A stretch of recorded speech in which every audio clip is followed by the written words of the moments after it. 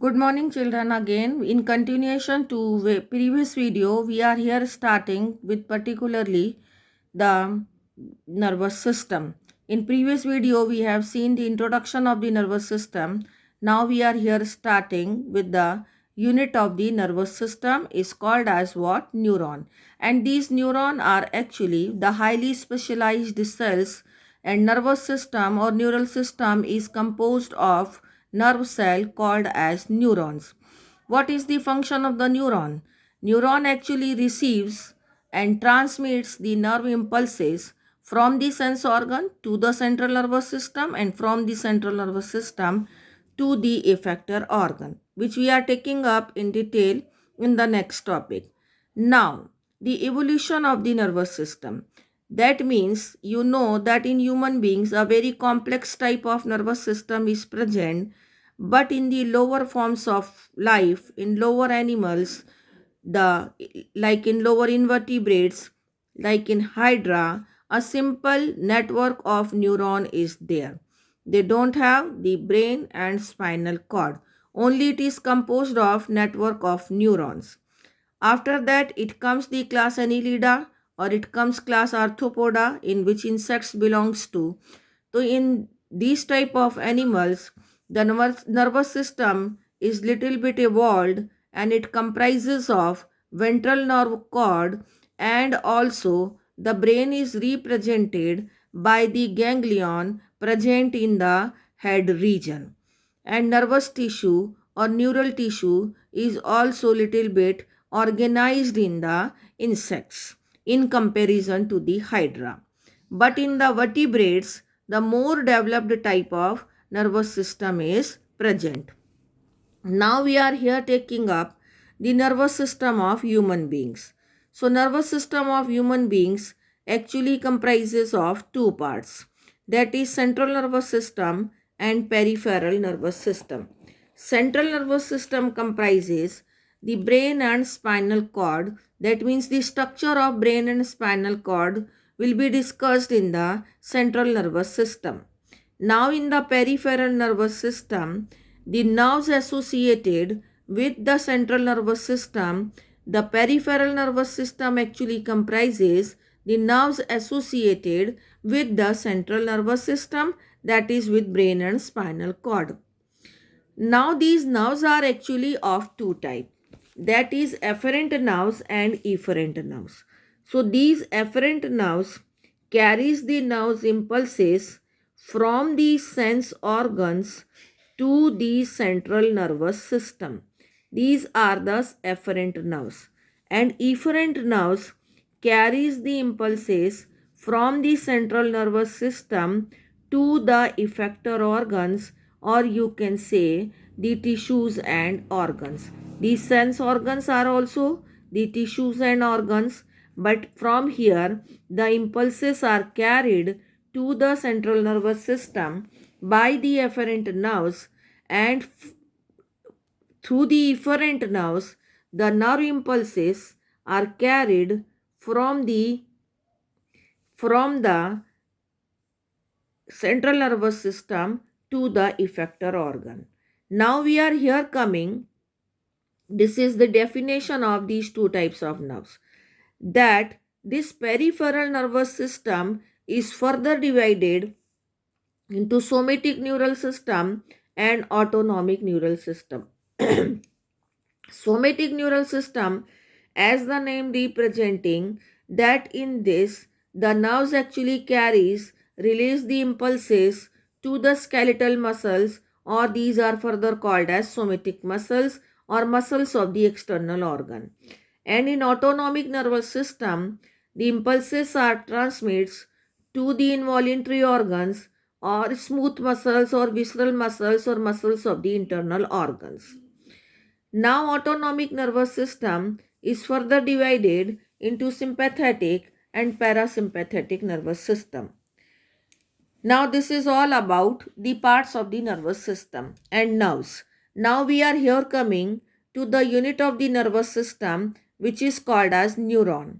So structure of the neuron we are taking up. The main parts of the neuron is cell body, dendroids and axon. So here you can see that this is the cell body, these are the dendroids, and this is axon. So cell body number 1, it contains the cell cytoplasm, which is called as neuroplasm, and it also contains typical cell organelles and certain granular bodies called as Nissel's granules.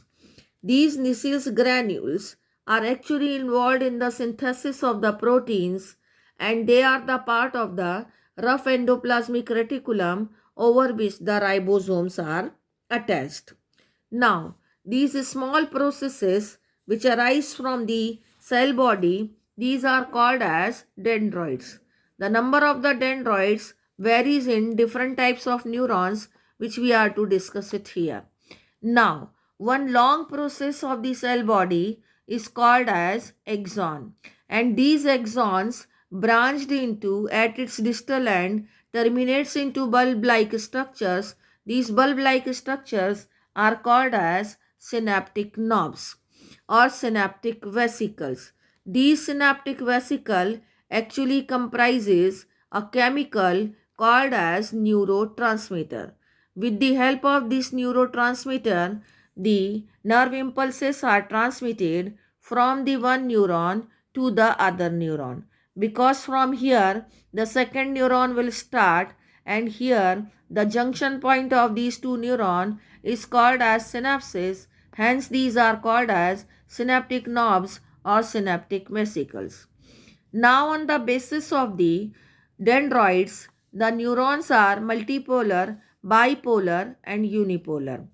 If many dendroids are present, then it is called as multipolar neurons. And these multipolar neurons are found in the cerebral cortex. That means it is the part of the brain.